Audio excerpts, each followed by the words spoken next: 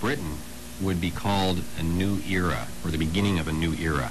Well, in this case, we're talking about a change in kind of government. We're changing from the Conservative Party to the Labour Party control.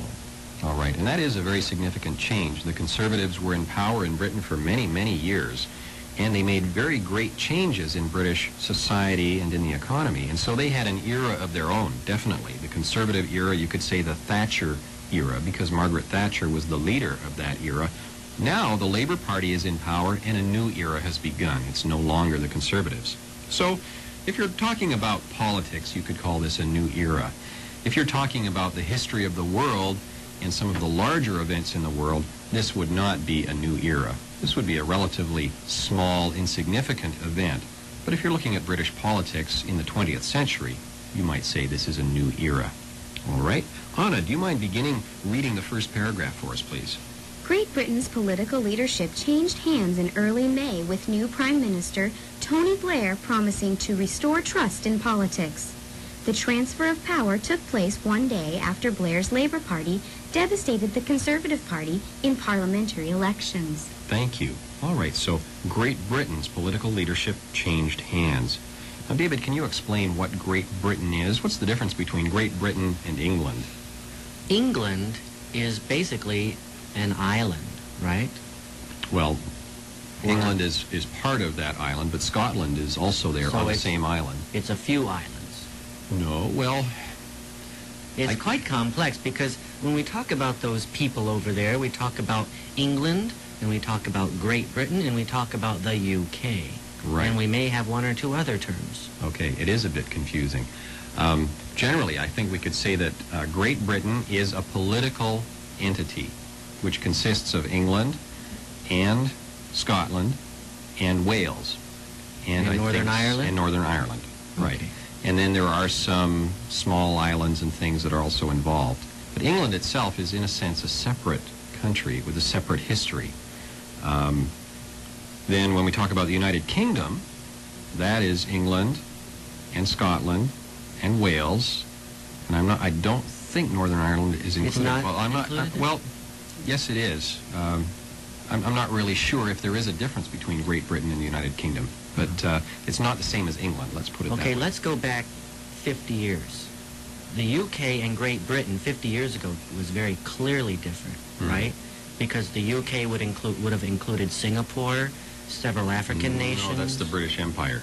Well, it's so complex. Yeah, it is kind of complex. Aren't we glad we're American? Let's move on. Anyway, Great Britain is England and a few other places together there over in the British Isles, and they had an election recently. And the leadership changed hands. And that means the leadership changed. When something changes hands, it actually passes from one owner to another owner. And all kinds of things can change hands. Businesses can change hands, cars, houses, money can change hands, right? And power can change hands. It can go from one group or person to another. 就是这边就是指易手换人的意思。 All right. And when that happened in early May, the new Prime Minister, Tony Blair, promised to restore trust in politics. Wow, that's a big promise. Anna, do you think he can keep that promise? I don't know. It's a tough thing to have people be able to have trust in politicians or in their government, that they will do or be a good representative of them. Yeah, and there's an implication. When he says, I'm going to restore trust in politics, what is he implying? He's implying that no one trusts politicians anymore. That if a politician says, okay, there will be no new taxes while I'm in power, that you can't believe it. Probably there will be new taxes. Well, I'm a good man, I never did anything wrong or something, and then a few months later you discover he's already broken the law terribly many times, or things like that. Right. And so Tony Blair is saying the previous government really could not be trusted, but our government you will be able to trust, and I will restore your trust. We'll see if that happens. Now, in England or in Britain, when there is an election and one government loses the election and a new government is voted in, they don't waste any time at all transferring power. The day after the election, the Conservative government transferred power to the new Labour government. The Prime Minister moves out of his official residence right away, and the new Prime Minister moves in. They don't waste any time at all. And it says here it was one day after Blair's Labour Party devastated the Conservative Party in parliamentary elections. Now, that verb devastate means what, David? Well, that's a very strong word. It means to bring down completely, to destroy. All right. And it was, you could almost say that the Conservatives were destroyed in the election because the Labour Party won many, many seats. The Conservative Party lost many, many seats in the Parliament.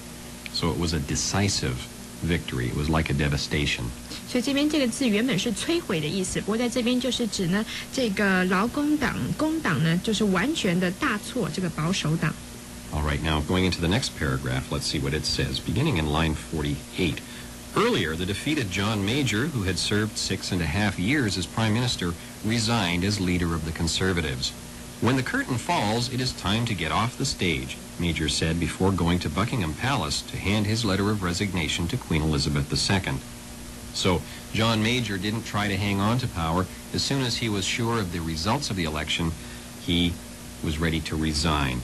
Even before the transfer, the official transfer of power, John Major accepted defeat. He had served for 6.5 years as Prime Minister, and then he resigned. And it's interesting, this comment he made in his resignation speech. He said, when the curtain falls, it's time to get off the stage. What did he mean by that, Anna? We sometimes say, when it's over, it's over. So when we know our time is up, then it's time for us to leave.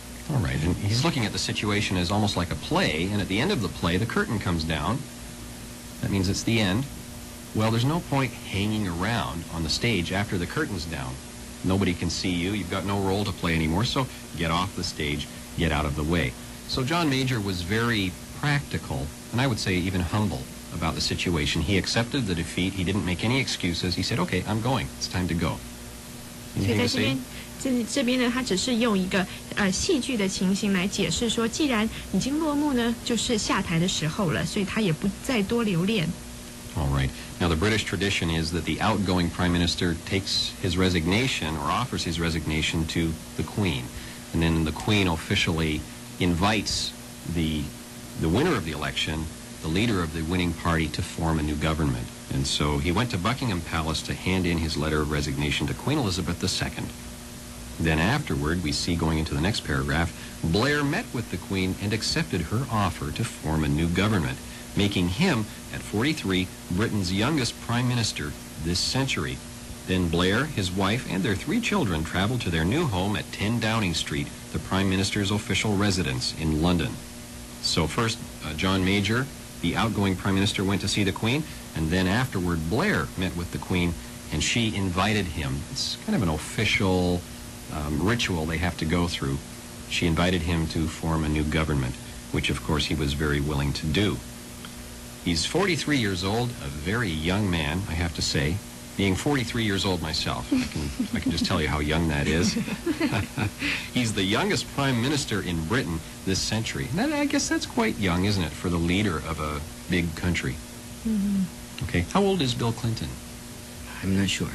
I think he's around 50. I think he celebrated his 50th birthday not long ago. He's pretty young, too.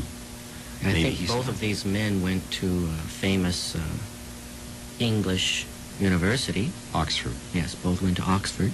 In fact, they have a lot in common. That's another story, but Tony Blair and Bill Clinton are turning out to be very good buddies, just the way Margaret Thatcher and Ronald Reagan were. And they were very conservative. Blair and Clinton are very liberal, so they get along very well with each other. So, as I said, they waste no time in Britain. The Major family moved out. They had moving trucks there that night at the official residence in London, moving the Major's stuff out. And the next day, the Blair family was ready to move in. That's how fast they do it. You don't waste any time at all. And this is at 10 Downing Street, a very famous address in England, the official residence of the Prime Minister. I went by there this summer. I was in London, so it's Yeah. fun to see some of these places written and then to know that you've been there. And Now, see. could you actually walk past the door, or were there policemen keeping you out? Well, we were actually on a tour bus and we were up on top, so we just I kind of see. saw it. Yeah, drove by. Okay, but it's not really that special of a place. It's, in fact, it's sort of a row house, isn't it, with other Yep. houses attached on each side? You'd Yep. think the Prime Minister would live in a big mansion or something, but it's a very simple kind of plain house. Actually, general public cannot go by the front door because there is a gate to just defend at the end of the alley, so you can just peek from that end. But you see guards, and you know that's Downing Street. Okay. Well, if you go to London, you might want to take some time to just take a look at the little street where the Prime Minister of England lives. All right. Before we go on, we're going to listen to a little skit.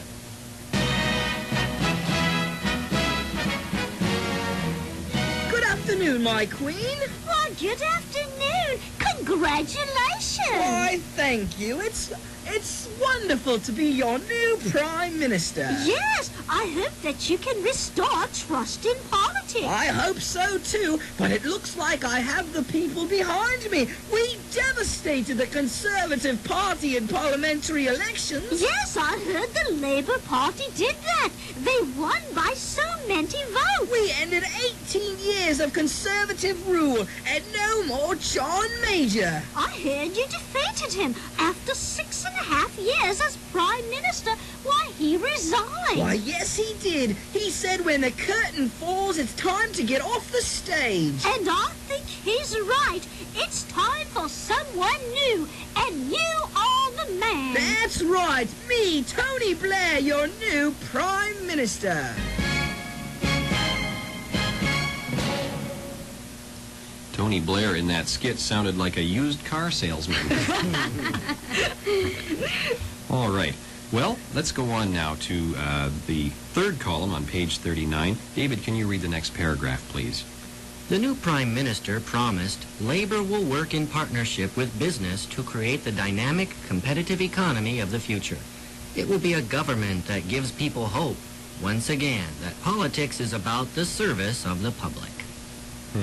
All right. So in his little speech after the election, he is trying to say that his government will be better than the last government, but he also wants to give hope to business. In the old British system of politics, the Conservatives were very supportive of business, and the Labour Party were sort of anti-business. And before Margaret Thatcher came along with what was called the Thatcher Revolution, there were many problems in Britain because of this divide between labor and business. There were many strikes. Factories were closed because of strikes. Coal mines were closed because of strikes. Britain's economy was really in poor shape. When Margaret Thatcher came along, she created a revolution. She kind of broke the power of the unions and encouraged people to start new businesses. She gave businesses incentives to make money, and the British economy now is the best economy in Europe. It's really doing very well. One of the best, anyhow. So the Labour Party has changed its policy. It's changed its way of doing things. And now, during this election campaign, Tony Blair promised that he would not return to the old system. He said the Labour Party is different now. We're not going to back to that old system where there was warfare between labor and businesses, labor and management all the time. So this speech he made, this promise that he will work in partnership with business, was meant to reassure businessmen and investors in Britain that they would not try to undo what Margaret Thatcher had done. He didn't want to chase investment money out of the country, cause the stock market to go down, and so on. And because of that, they'd like to give it a new name called the New Labour Party, I read, too, so that there's not that, maybe there's a distinction between what it used to be and what it is now. Right. At the same time, though, people did have complaints about the Conservatives and the Thatcher Revolution because they said in this process of privatizing government businesses, in the process of encouraging business to grow, we have forgotten about the poor people. We have forgotten about the little guy. And so in the speech, Tony Blair is also saying, you can see it in line 23, it will be a government that gives people hope. Once again, that politics is about the service of the public. And so in a way, he's saying the previous government was most concerned about money, helping people to make money, especially business people. Our government is also going to be concerned about helping average people and poor people to have a better life. Now, if he can put those two things together, he might have a good government going. What do you think, David? I certainly hope so. I think everyone in government needs to be concerned about the common man. All right. And if the government can work in partnership with business and help people who maybe are not able to help themselves, then you might have a good society and a good economy happening. He says people need to have hope once again that politics is about the service of the public, or we could say service to the public. Is that your idea of politics, Anna, that it's supposed to be serving people? Yes, I do. When it gets to be talking about money and it seems like they're not really helping the people that elected them to be in that position. So I think that's important. All right. Well, time will tell. Maybe after 3 or 4 years, people can look back and remind Tony Blair of some of the things he said and ask themselves, has this government given people hope? Is this government interested in the service of the public, or is this government interested in keeping power and looking after itself? In the final paragraph, we see that Blair also paid tribute to Major, praising his dignity and his courage over these last few days and the manner of his leaving, the essential decency of which is the manner of the man. So Blair gave sort of a personal tribute or honor to John Major and saying he's basically a good guy. When you pay tribute to somebody, you praise them, you honor them. He praised his dignity and his courage over these last few days. Now, why do you think he would say something like that, over these last few days? Well, within the last few days, he had to leave. In fact, it was the next day. Maybe in the last few days, going up to the election also. Maybe Major knew that it looked like he was going to lose, and so began to prepare Mr. Blair to take over that position. Told him the necessary secrets, told him who to deal with in certain issues, and that's a thing he didn't have to do, but as a courtesy in those high positions to safeguard the government in the country. All right. So Major left with dignity. He didn't try to make excuses. He didn't blame people. He didn't say nasty things about Tony Blair. He just said, "Oh, it's over. We lost. I'm gone." Yvonne, how would you say dignity in Chinese? 就是一个人的尊严。 All right. I think there's one more thing here that we can look at is the idea of the gentleman. And I think both men are showing the gentleman, the proper attitude that people in high positions should have toward each other, a kind of respect. A party can attack another party, or even a leader can attack another party and say how bad they are. Just like in the paragraph before, he implies that the earlier government was not so moral or so good to the people, but he praises Major as a man. Right. And most British people, I think, do respect Major as a man. They think he's a decent guy. He's basically honest, but his government, a lot of the people who worked with him, had very serious problems. And finally, we see Blair saying the manner of his leaving, or the way that he has left office, the essential decency of which is the manner of the man. So the decency with which Major resigned, gave up his power, shows the manner of the man. It shows who John Major really is. He's a nice guy. He's a gentleman, as David said. Well, let's listen to one more little skit.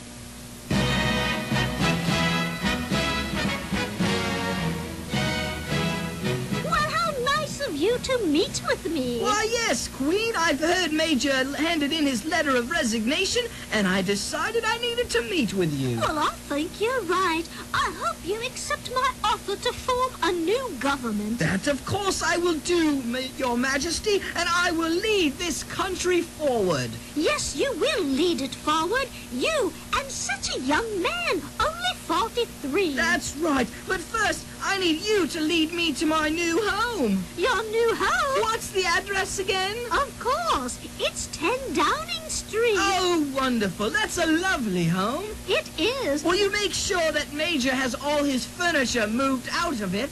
Of course. You will be the future of our country. We hope that everything is well. We will put this country back on its feet and politics at the service of the public. Bravo! Bravo!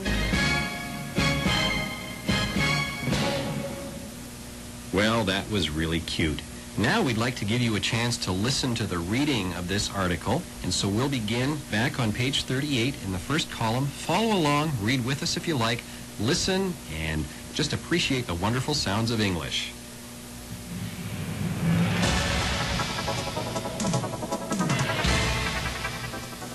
Peru standoff ends.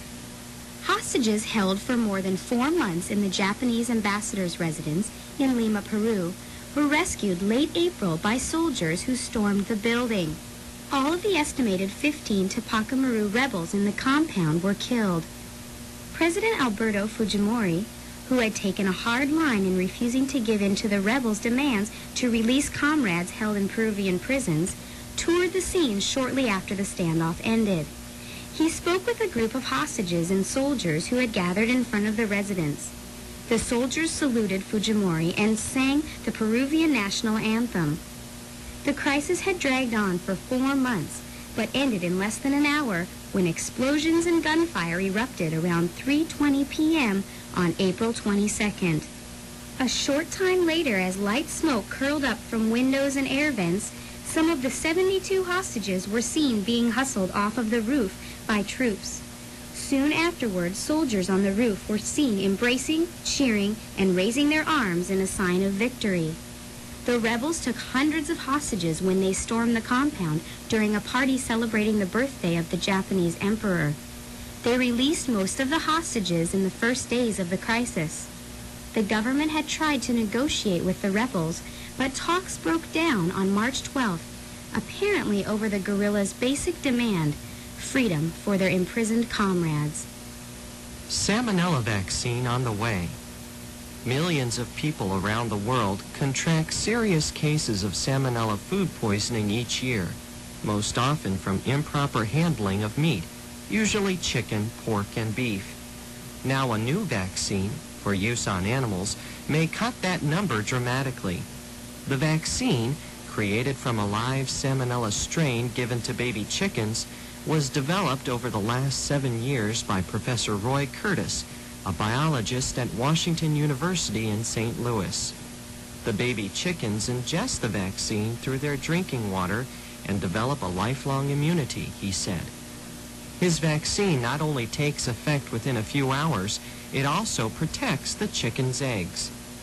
Curtis sees promise in vaccinating all chickens raised for human consumption, slowing the spread of salmonella at the source. And there's no reason why pigs, cattle, and eventually humans couldn't also receive the vaccine, the professor says. The vaccine for chickens should be available later this year. A human version could be up to 10 years away, according to Curtis. For now, the following steps provide the best defense against salmonella infection. Cleanliness, washing hands and cutting boards used to prepare meat. Refrigeration, keeping uncooked food cold. Thorough cooking, preparing meat at a temperature high enough to kill bacteria. A new era for Britain. Great Britain's political leadership changed hands in early May with new Prime Minister Tony Blair promising to restore trust in politics. The transfer of power took place one day after Blair's Labour Party devastated the Conservative Party in parliamentary elections. Earlier, the defeated John Major, who had served 6.5 years as Prime Minister, resigned as leader of the Conservatives. When the curtain falls, it is time to get off the stage, Major said before going to Buckingham Palace to hand his letter of resignation to Queen Elizabeth II. Afterward, Blair met with the Queen and accepted her offer to form a new government, making him, at 43, Britain's youngest Prime Minister this century. Then Blair, his wife, and their 3 children traveled to their new home at 10 Downing Street, the Prime Minister's official residence in London. The new Prime Minister promised Labour will work in partnership with business to create the dynamic, competitive economy of the future. It will be a government that gives people hope, once again, that politics is about the service of the public. He also paid tribute to Major, praising his dignity and his courage over these last few days and the manner of his leaving, the essential decency of which is the manner of the man.